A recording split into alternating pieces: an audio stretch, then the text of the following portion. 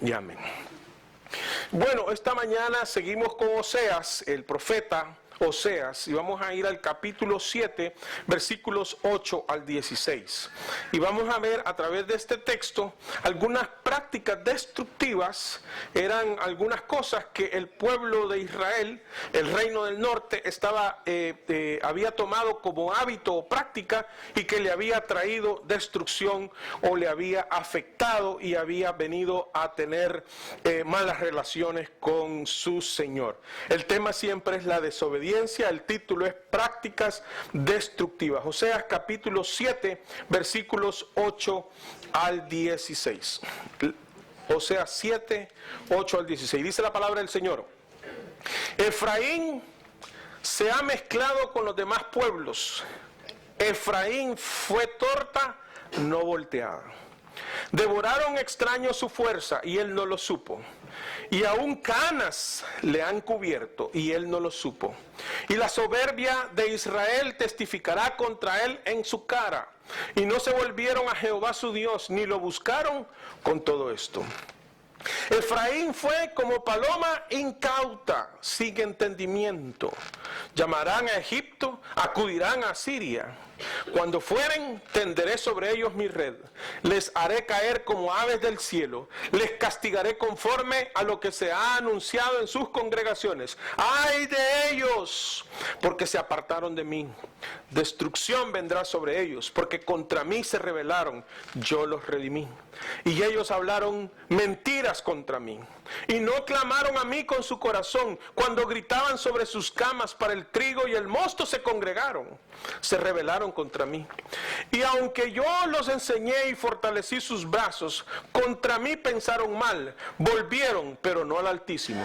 Fueron como arco engañoso. Cayeron sus príncipes a espada por la soberbia de su lengua. Esto será su escarnio en la tierra de Egipto. Hermano, para que alguien perfeccione una habilidad, ¿qué tiene que hacer? Practicar, ¿verdad? Practicar es estar constantemente haciendo algo. Eso le ayuda a perfeccionar o hacer un hábito. Se dice que los hábitos, y aquí el doctor Goitia me lo refutará en caso de no ser verdad, los hábitos vienen a ser esa experiencia en base a la repetición de más de 25 días seguidos. Dicen los entendidos, o lo que yo he leído, hermanos, que en el cerebro se hace un surco. El cerebro es como los CDs. ¿Cuántos han visto un CD? Ustedes ven los surcos de los CDs. Eso es un producto magnético, y entonces ahí queda pegado, por decirlo de alguna manera entendible, la información de manera electrónica, queda ahí. Entonces en el cerebro también quedan pegadas muchas cosas, y para que algo se haga hábito sin hacer un esfuerzo, se hace un surco como en los discos, y ahí entonces queda grabado un hábito. Si usted se levanta temprano por las mañanas, usted ya tiene un hábito. Usted dice: mi reloj biológico me hace levantarme a las 6 de la mañana. Y aunque cambie el horario, hermanos, de verano o de lo que sea, usted se levanta a las 6 de la mañana. Tiene un hábito. En el cerebro le quedó esa memoria. Entonces, hermanos, a veces nosotros tenemos malos hábitos o prácticas destructivas. Una práctica destructiva es, por ejemplo, no lavarse los dientes. Destruye los dientes si usted no se los lava. Y usted sufrirá los efectos de la mala práctica de no lavarse los dientes. Las personas que tienen la mala práctica de no bañarse sufren las consecuencias, y los que estamos alrededor también, ¿verdad? Hay prácticas alimenticias o alimentarias. ¿Cuál sería el punto? Bueno, de alimentarse. Y tenemos malas prácticas. Por ejemplo, comer muy tarde es una mala práctica para alimentarse. ¿Por qué? Porque usted va a ir a dormir, usted necesita descansar, sin embargo, su intestino va a estar trabajando. Por eso es que cuando usted come tarde, come mucho, usted tiene pesadillas, sueña con el pastor de la iglesia.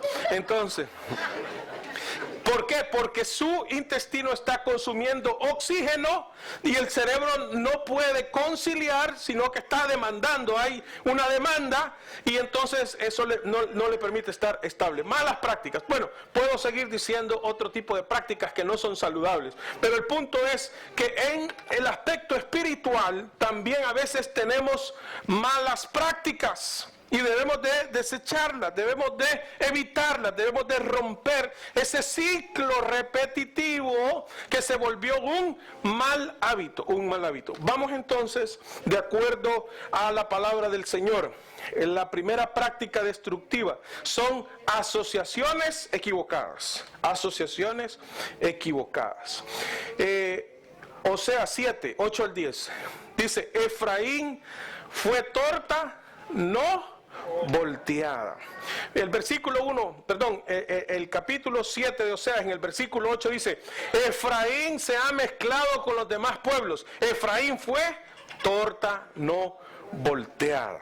Efraín fue torta no volteada. Efraín, hermanos, según los historiadores, cuando el profeta se refería a Efraín, se refería a Samaria o en su totalidad al reino del norte, a Israel como tal. Entonces, está diciendo ahí que Efraín, los de Samaria o el reino del norte, los israelitas, parecen, es una ilustración. Se recuerda desde el primer capítulo que hemos estado viendo que Dios a través del profeta puso las enseñanzas como una ilustración. La primera ilustración fue que el profeta se casaba con una mujer que se prostituye. Aquí en este caso, hermanos, estamos viendo que el mensaje que el Señor está dando, lo está ilustrando a través de una torta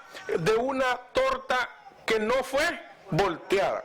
La idea es una torta que está en cocimiento en horno y que está medio cocida, medio cruda. Está mezclada, no está del todo cocida ni está del todo cruda. Entonces, ¿cuál fue el motivo por el cual el Señor le permite al profeta decir que Efraín fue torta no volteada? Que Efraín se ha mezclado con los demás pueblos. Efraín se mezcló con los pueblos que no creían en Jehová. Y entonces hubo esa mezcla entre crudo y cocido. Entre crudo y cocido. Cuando uno, hermanos, no se ha quemado, no se ha cocido totalmente en Cristo, uno es una persona entre crudo y cocido. No está totalmente cocido, porque tiene reservas, porque no le ha entregado totalmente su vida a Jesucristo, porque no ha entregado totalmente su voluntad al Señor. Entonces es una torta no volteada, entre crudo y cocido. Pregunta, ¿tienes tu reserva para el Señor? ¿Te has guardado algún área que tú dices, esa la manejo yo? Mi salvación, el Señor. Yo voy al cielo por Cristo. ¿Cuántos dicen amén? Amén. Pero mi matrimonio, eso lo manejo yo. Probablemente alguien podrá decir. Entonces, hermanos, a veces nosotros también estamos padeciendo de una mezcla de cosas entre algunos principios de la palabra de Dios que me convienen y otros principios que no me convienen. No me convienen porque estoy en la desobediencia. Recuérdense que el tema del mensaje y de la serie es la desobediencia. Y en base a ese aspecto que no nos ayuda en la vida espiritual, que es la desobediencia, estamos presentando estos mensajes. Gracias, Manuel.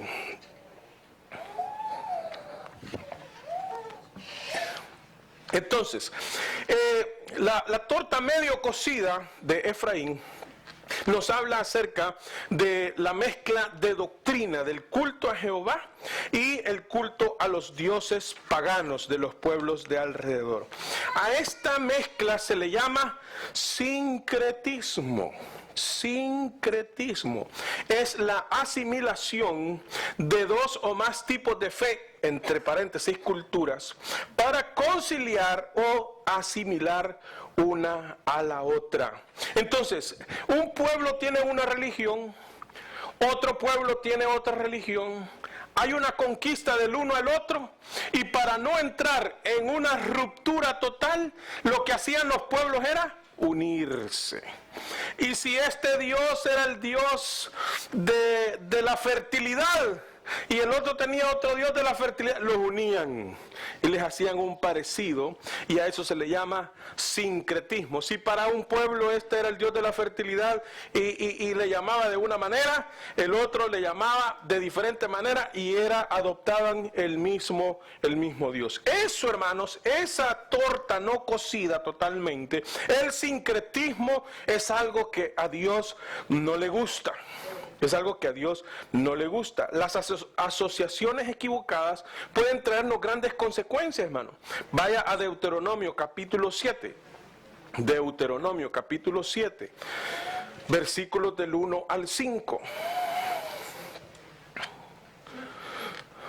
Por razones de tiempo lo voy a leer. Deuteronomio 7, 1 al 5 dice: cuando Jehová tu Dios te haya introducido en la tierra en la cual entrarás para tomarla, y haya echado de delante de ti a muchas naciones, al Eteo, al Gergeseo, al Amorreo, al Cananeo, al Fereceo, al Heveo y al Jebuseo, 7 naciones mayores y más poderosas que tú, y Jehová tu Dios los haya entregado delante de ti, y las hayas derrotado, las destruirás por partes. Perdón, leí mal, perdónenme. Y las hayas derrotado, las destruirás solo unas cuantas. Perdón, me puse al otro lado. Las hayas derrotado, las destruirás del todo. Fíjese en lo importante que sigue a continuación. No harás con ellas alianza, ni tendrás de ellas misericordia, y no emparentarás con ellas. No vas a ser familia de ellos. No darás tu hija a su hijo, ni tomarás a su hija para tu hijo, porque desviará a tu hijo de en pos de mí, y servirán a dioses ajenos. Y el furor de Jehová se encenderá sobre vosotros y te destruirá pronto. Mas así habéis de hacer con ellos. Sus altares destruiréis, y quebraréis sus estatutos, sus estatuas, y destruiréis, me quedó los estatutos de la iglesia, y quebraréis sus estatuas, y destruiréis sus imágenes de acera, y quemaréis sus esculturas en el fuego. O sea, o eres mío, pero no a medias, no a medias. Así que el propósito por el cual el Señor no permitía que su pueblo se involucrara con otros pueblos es, hermanos, porque iban a desviar a la generación venidera en pos del Señor. En pos del Señor. No se permite alianza ni parentela por causa de la desviación de la fe al Señor. Hermano, es prioridad nuestra comunión con el Señor. Debería de ser prioridad nuestra comunión con el Señor. Aquí con esto yo no estoy diciendo, hermanos, de que usted debe de separarse de relación cordial de los que viven a su alrededor y no son cristianos. Lo que está diciendo es que no vas a ser familia de ellos, que no vas a ser íntimo de ellos. Los vas a saludar, hermanos, si no, ¿quién les va a predicar el evangelio? Nosotros necesitamos llevar el mensaje. Sin embargo, dos cosas importantes es no hacer alianza, que la alianza significa pacto, ni hacer parentela, no hacer relaciones íntimas como una familia. Así que Dios le pidió al pueblo santidad, apartarse, no mezclarse. Éxodo 30, versículos 10 al 16. Éxodo 34, versículos 10 al 16. Lo leo y usted lo anota. Éxodo 34, 10 al 16. Dice: y él contestó: he aquí yo hago pacto delante de todo tu pueblo. Haré maravillas que no han sido hechas en toda la tierra, ni en nación alguna. Y verá todo el pueblo en medio del cual estás tú, la obra de Jehová. Porque será cosa tremenda lo que yo haré contigo. Guarda lo que yo te mando hoy. He aquí que yo he hecho de delante de tu presencia al amorreo, al cananeo, al eteo, al fereceo, al heveo y al jebuseo. Guárdate de hacer alianza con los moradores de la tierra donde has de entrar, para que no seas tropezadero en medio de ti. Derribaréis sus altares y quebraréis sus estatuas y cortaréis sus imágenes de acera, porque no te has de inclinar a ningún otro Dios, pues Jehová, cuyo nombre es celoso, Dios celoso es. Por tanto, no harás alianza con los moradores de aquella tierra, porque fornicarán en pos de sus dioses y ofrecerán sacrificios a sus dioses, y te invitarán y comerás de sus sacrificios. O tomando de sus hijas para tus hijos y fornicando sus hijas en pos de sus dioses, harán fornicar también a tus hijos en pos de los dioses de ellos. No te harás dioses de fundición. Dígale a su hermano de al lado: Dios es un Dios celoso, dígale. Celoso, hermanos. A Él no le gusta que nosotros lo provoquemos a hacerlo. Él quiere que nosotros nos mantengamos fieles. Lo he dicho desde el primer mensaje que empezamos a tomar como base a Oseas. El primer punto fue la infidelidad, el peligro de la infidelidad, de serle infiel a Dios. Hermano, nosotros tenemos que tener esa sabiduría, tener ese entendimiento de lo que conviene en el Señor. De lo que conviene en el Señor. El Señor ha hecho pacto, alianza con nosotros. Hermano, la mejor sociedad que usted y yo podemos tener es la sociedad con Cristo. Es cierto, hermano, es muy saludable tener buenas relaciones con personas muy importantes. El otro día, cuando pregunté si alguien conocía a Barack Obama, por supuesto que había aquí una persona que lo conoce, no tiene alianza con él. Digo, pero lo conoce. Hermanos, la mejor alianza que yo puedo tener se llama Cristo Jesús, Espíritu Santo. Mi mejor socio. A ver, para los cubanos, un socio es un amigo, ¿verdad? Un compadre, ¿cómo se llame? No voy a decir la otra palabra porque parece que no suena bien, ¿verdad? Hacer. No, vamos, un socio. El mejor socio nuestro es el Espíritu Santo. El mejor socio nuestro es el Señor. De tal manera que si vamos a emprender alguna empresa, valga la redundancia, si vamos a realizar algo, debemos de asegurarnos que el socio, el mejor socio que podemos tener, está en ese asunto. Está en ese asunto. Si yo me aseguro que el Señor está ahí, yo puedo entrar. Por eso 2 de Corintios capítulo 6, versículo 14 al 18, que fue el texto que leyó nuestra hermana Odis mientras estaba la alabanza y la adoración, y que ustedes también lo leyeron. 2 de Corintios capítulo 6, versículos 14 hasta el 18, voy a leer. Dice: no os unáis en yugo desigual. ¿Con quién? Con los incrédulos. Porque ¿qué compañerismo tiene la justicia con la injusticia? ¿Y qué comunión la luz con las tinieblas? ¿Y qué concordia Cristo con Belial? ¿O qué parte el creyente con el incrédulo? ¿Y qué acuerdo hay entre el templo de Dios y los ídolos? Porque vosotros sois el templo del Dios viviente. Como Dios dijo: habitaré y andaré entre ellos, y seré su Dios, y ellos serán mi pueblo. Por lo cual, salid de en medio de ellos, y apartaos, dice el Señor, y no toquéis lo inmundo, y yo os recibiré, y seré para vosotros por Padre, y vosotros me seréis hijos e hijas, dice el Señor Todopoderoso. Una vez más, hermanos, estamos ahora en el Nuevo Testamento. Estamos hablando de Pablo, hablando a la iglesia de Corinto. Estamos viendo que el Señor exhorta a que no debemos de tener comunión con los incrédulos. Y una vez más destaco que dice que no debe de haber comunión. Implica, hermanos, que no debe haber intimidad entre los creyentes y los no creyentes. No dice que no debe de haber relación. La relación debe de ser puesta en perspectiva correcta. Yo puedo tener relación amistosa, cordial, con una persona no creyente, con una persona incrédula, pero si yo voy a hacer sociedad, la voy a hacer con los hijos de Dios, con los hijos del Señor, no con los incrédulos, no con los incrédulos. El yugo, hermanos, es una ilustración de las bestias de carga unidas a través de un madero para lograr sinergia, para lograr la fuerza, unificar las fuerzas, para que entre ambas bestias lograr la mayor capacidad de carga. Entonces, yo no sé si en sus países usted habrá visto alguna yunta de bueyes, ¿ah? Un yugo. Yo recuerdo, hermanos, yo crecí en un pueblo que se llama Santa Tecla. Y entonces en ese pueblo había un autobús de madera. No sé si alguna vez usted conoció un bus de madera. Parecían sandías.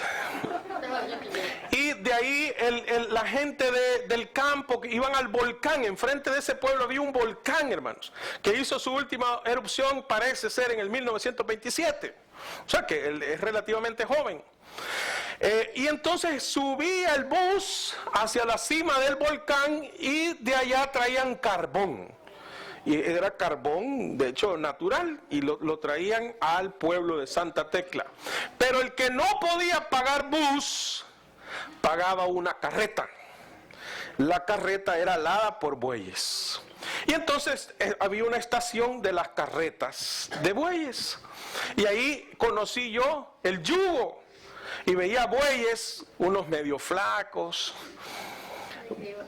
mal alimentados, y entonces de repente yo veía que uno se quejaba, se quería descansar, y entonces jalaba al otro, y se echaba uno, y el otro estaba luchando porque estaba unido, el uno con el otro, por el yugo. Por el yugo. Entonces, hermanos, esa ilustración siempre me quedó clara. Yo decía, pobre el otro, que el otro flojo, haragán, se echó, y el otro tiene que estar ahí incómodo. Así mismo, entonces, es la ilustración, hermanos. El yugo, bajo esta ilustración, en algún momento se incluye la unanimidad. Ciertamente habrá conflicto tarde o temprano, y por lo tanto necesitamos estar en un yugo que sea igual, no desigual. No desigual, porque entonces vamos a tener problemas, Lo determinante está entre los que creemos y los que no creen.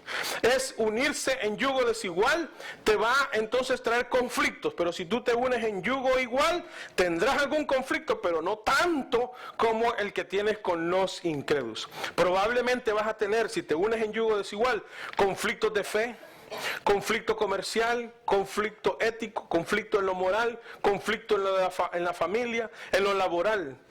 Y eso, hermanos, es por causa de una mala decisión, No os unáis en yugo desigual. Dígale a su hermano de al lado, no os unáis en yugo desigual.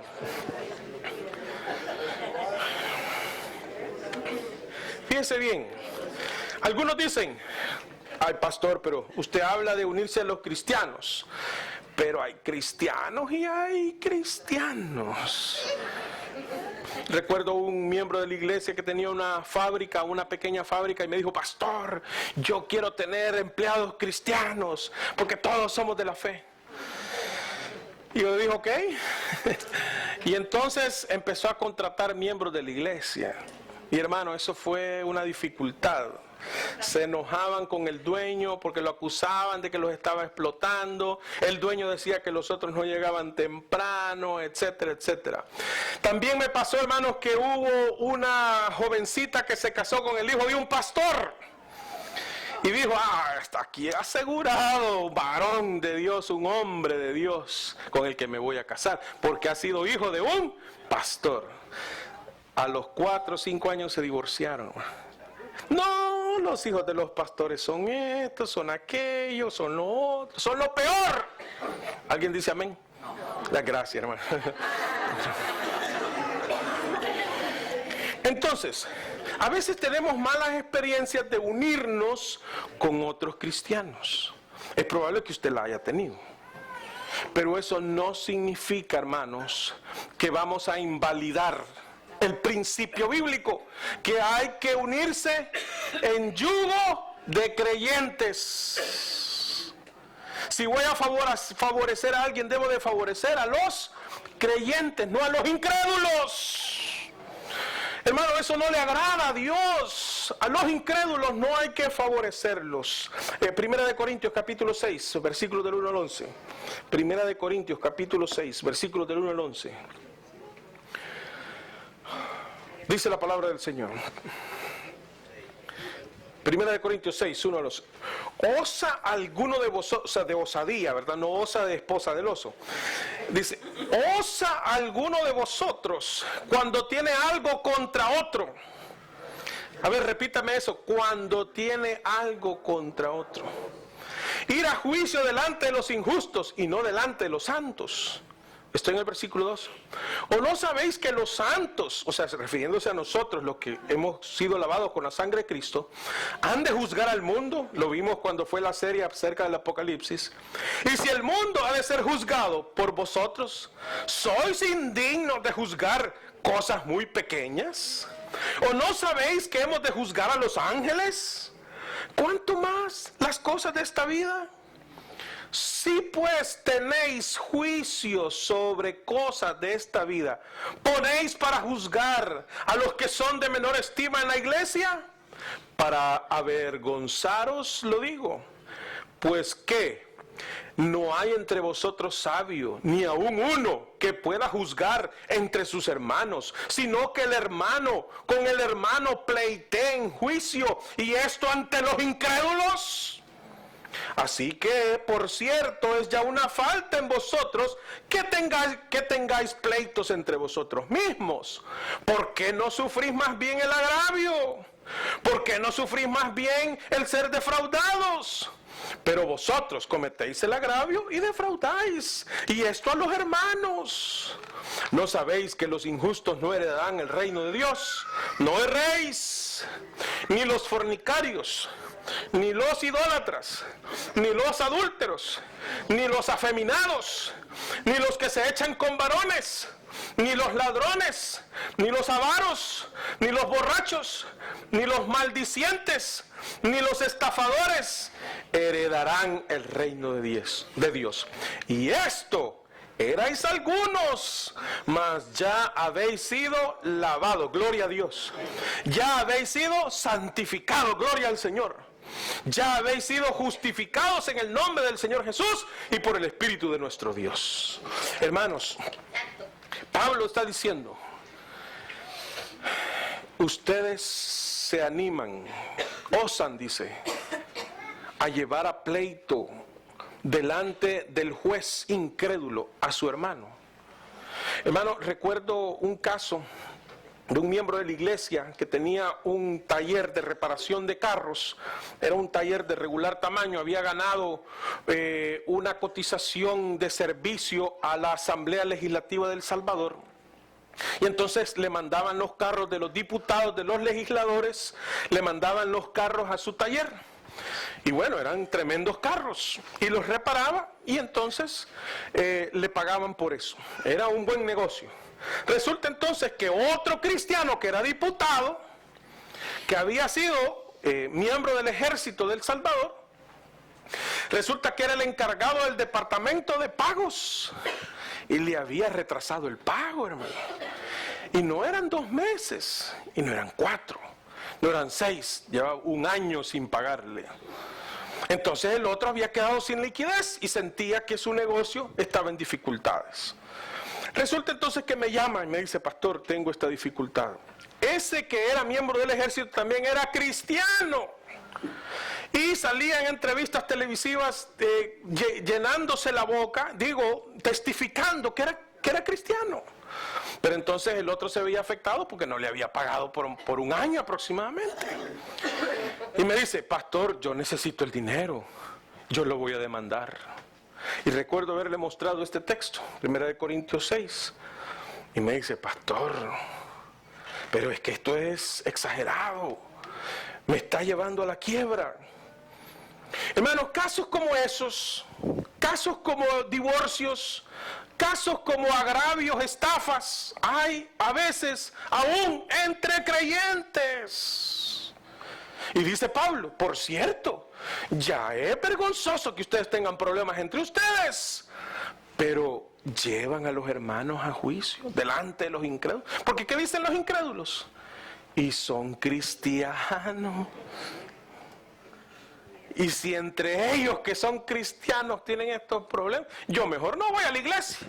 Eso es lo que algunos concluyen. Entonces, hermanos, unámonos entre nosotros y no nos unamos en yugo desigual.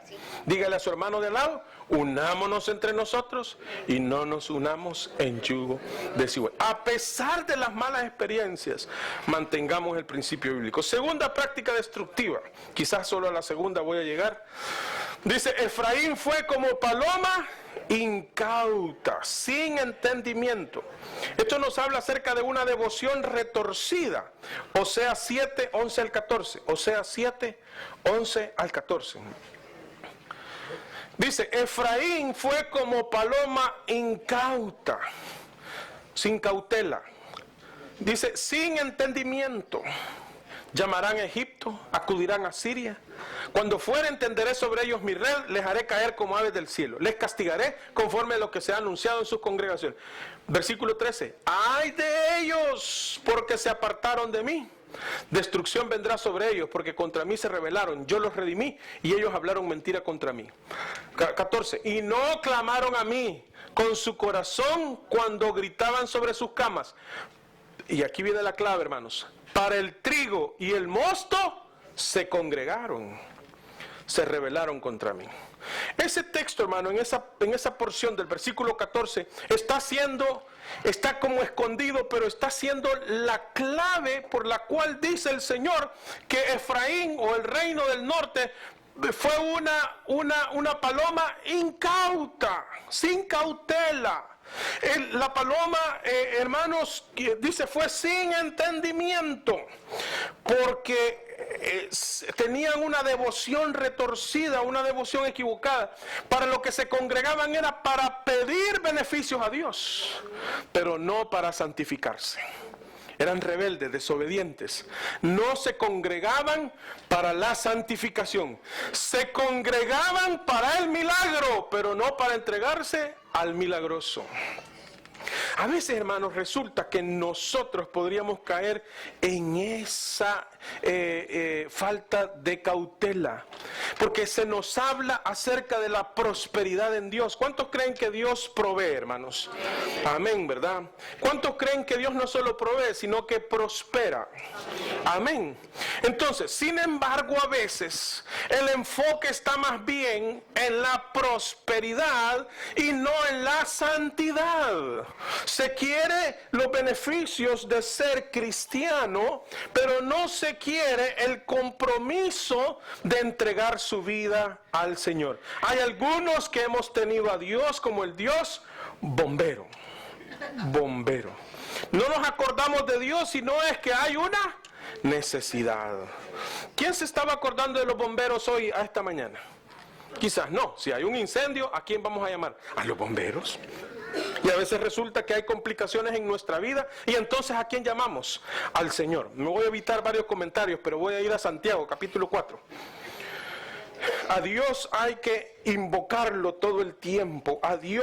Con Dios hay que tener comunión todo el tiempo. Hay que buscar la relación con el Señor. Santiago 4, 1 al 5. Santiago 4, 1 al 5. ¿De dónde vienen las guerras y los pleitos entre vosotros? ¿No es de vuestras pasiones las cuales combaten en vuestros miembros? Codiciáis y no tenéis. Matáis y ardéis de envidia y no podéis alcanzar. Combatís y lucháis, pero no tenéis lo que deseáis porque no pedís. Versículo 3. Pedís y no recibís. Porque pedís ¿cómo? Para gastar en vuestros deleites. Oh almas adúlteras. Fíjese entre Oseas y Santiago. Oh almas adúlteras, ¿no sabéis que la amistad del mundo ¿Es enemistad contra Dios? Cualquiera pues que quiera ser amigo del mundo se constituye enemigo de Dios. Este versículo siempre ha ministrado mi vida, versículo 5. ¿O pensáis que la Escritura dice en vano, el Espíritu que Él ha hecho morar en nosotros nos anhela celosamente? ¿Sabe usted que el Espíritu de Dios, cuando usted recibe a Jesucristo, usted tiene el Espíritu de Dios y ese Espíritu lo anhela celosamente? Quiere tener comunión con usted, platicar con usted, conversar con usted. Cuando alguien es provocado a celos, cuando ve que está en compañía de su pareja, pero su pareja prefiere a otra persona que a la pareja.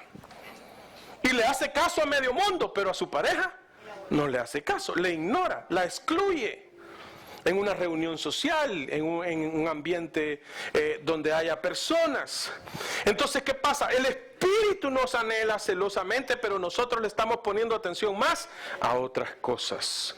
Y muchas veces las otras cosas que estamos anhelando son las cosas materiales. La provisión, el que podamos tener lo necesario. Eso es bueno, hermano, y Dios promete para nosotros proveer lo necesario. Pero a veces nos hemos olvidado de Dios y lo único que queremos es la provisión.